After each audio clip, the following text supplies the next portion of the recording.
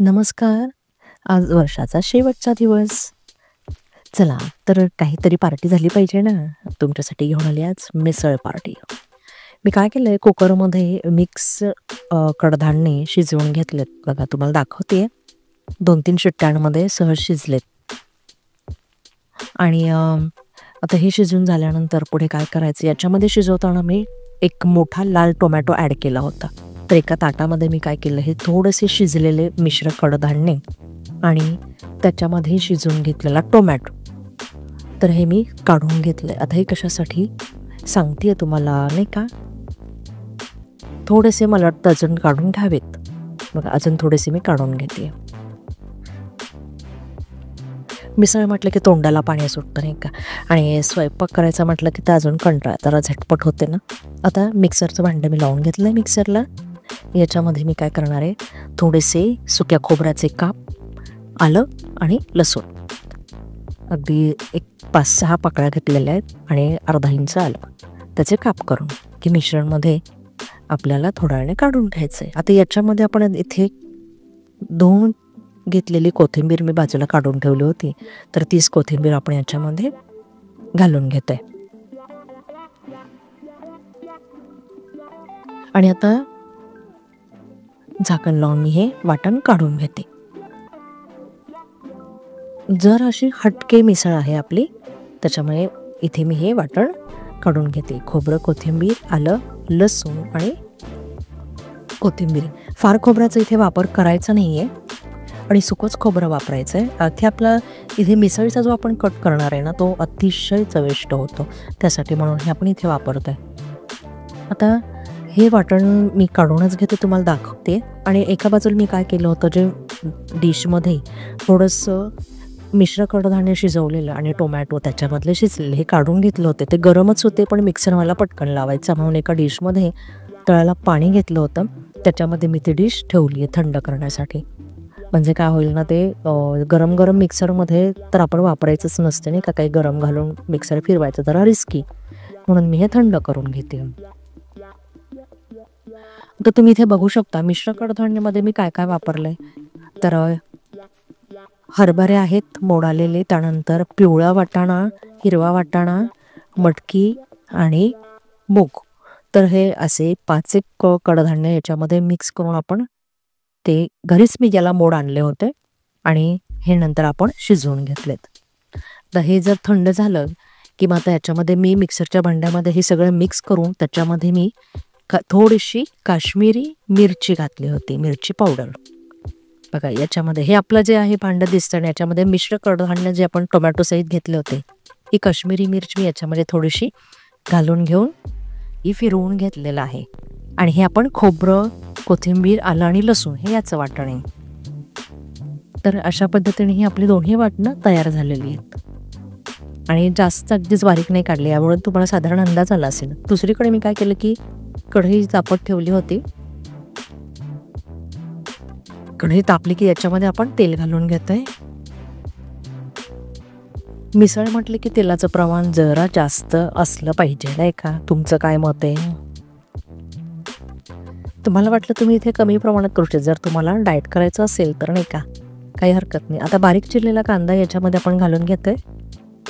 इथे एक मोठा कांदा मी बारीक चिरून घेतलाय आणि तो आपण तेलामध्ये घालून घेतलाय.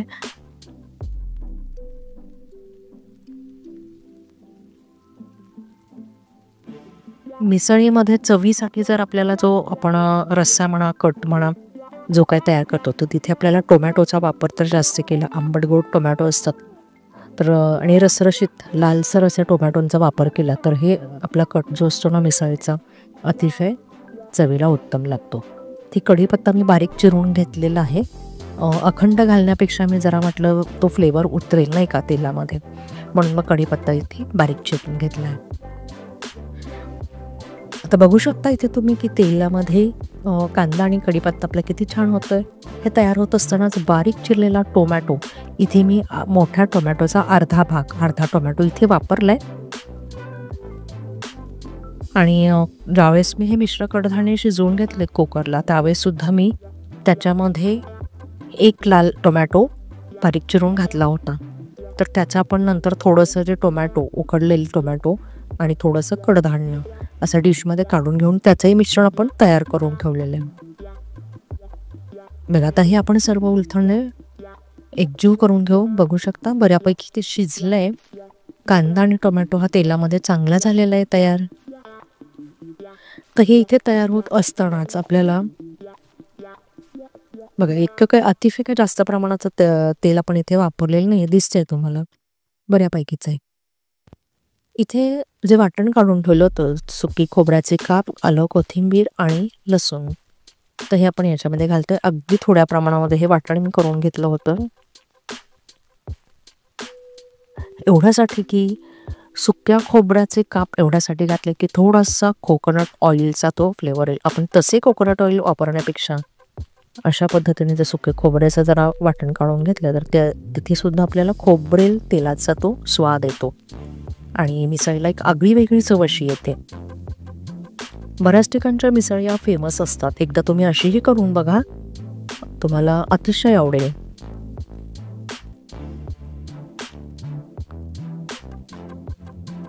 साईडने तुम्ही बघू शकता इथे तेल सुटलेलं आहे. यावरून आपलं इथे मिश्रण हे बऱ्याचने मिक्स झाले चांगलेच.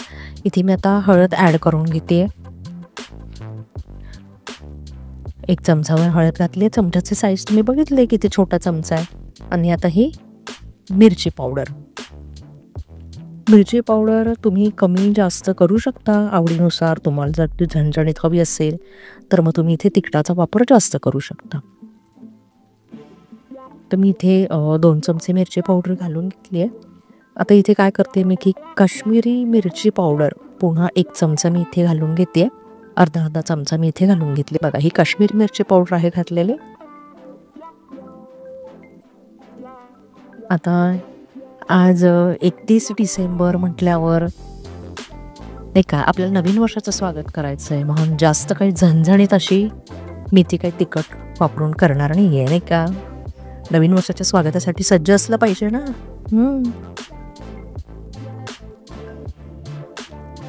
छान साईडला तेल सुटलेलं आहे, कारण पोटाचे विकारही झाले नाही पाहिजे बाबा. ही काळजी घेतली पाहिजे मिसळीवर ताव मारताना. छान तेल सुटलंय आणि आता इथे मिश्र कडधान्य आणि टोमॅटो उकडलेला आणि 1 चमचा काश्मीरी मिरची पावडर हे घालून मी मिश्रण तयार केलेलं होतं, हे आपण याच्यामध्ये ॲड करून घेतले. तुम्ही बघा आता हे आपल्या सर्व एकजीव करून घ्यायचंय. त्याच तेलामध्ये मी करते. इथे परत आपण कुठे तेल वापरलेलं नाही.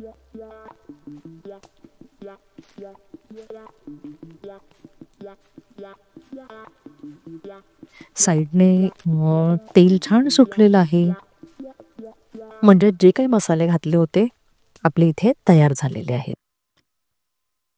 आता हे चांगले तयार झालेले आहेत. याच्यानंतर आपल्याला काय करायचंय बघा, एकदा आपण जरा हलवून घेऊया व्यवस्थित. सर्व मसाले तयार झालेत आणि जे मी शिजवून घेतलेले होते कडधान्य, ते मी आता फक्त कडधान्य न घालता त्याच्यामध्ये पाणीही मी ठेवणार आहे.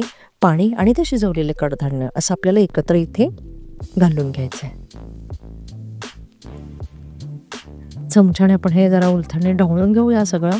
तो मसाला आणि कडधान्याचं पाणी हे संपूर्ण मिक्स होईल. आता मिक्सरच्या भांड्यामध्ये जो काही मसाला उरलेला होता, म्हणजे जे वाटण होतं, तर त्याच्यामध्येच मी पाणी घालून ते पूर्ण मसाल्याचं वाटण आपलं ते हे करून याच्यामध्ये आपण तेच पाणी यूज करणार आहे. त्यानंतर किती प्रमाणात, किती घट्ट, किती पातळ असा तुम्हाला मिश्रण याचा रस्सा हवा आहे त्यानुसार तुम्ही करू शकता. ते पाणी मी इथे वापरलंय. बघा छान उकळ आलेली आहे.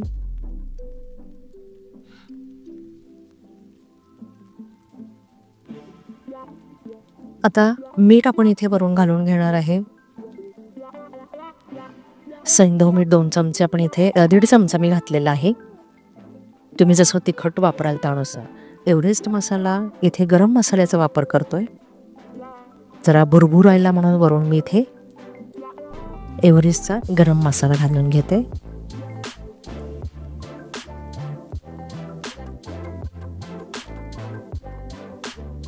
चमच्याने जरा ढवळून घेऊया. बघा तुम्हाला दाखवते एवढं घट्ट मी ठेवलेलं आहे. तयार आहे इथे आपली मिसळ.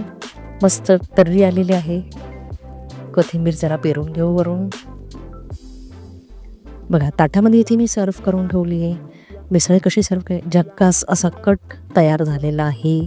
तोंडाला पाणी सुटलं असेल, वाट काय बघत बसलाय. मी तर ताट रेडी केलंय. बघा हे कडधान्य इथे वापरलेत, शिजवलेले कांदा, लिंबू, वाटीभर कट तयार झालाय. मस्त तर्रीदार पावाचे स्लाइस आपले रेडी आहेत. फरसाण आहे. आता वाढून घेऊया ना. चला तुम्हाला वाढते मी आणि तुम्ही आस्वाद घ्यायला तयार राहा. काय करायचंय तर आता डिश मध्ये फरसाण आहे, त्याच्यामध्ये थोडंसं मिसळ कढईतून मी याच्यामध्ये घालून घेतली आहे. बघा कट आपण याच्यामध्ये ऍड करतोय. आता या वाटीमध्ये आपण हे त्याच्यातलेच कडधान्य आहेत. कुठले कुठले कडधान्य मगाशी सांगितलेच होते, थोडेसे जरा ठेवूया. आणि हे स्प्राउटेड आहेत म्हटल्यावर हे पौष्टिक आहेत नाही का, प्रोटीन युक्त आहेत. चमचाभर कांदा, अजून थोडासा कांदा मी याच्यावरती घालते.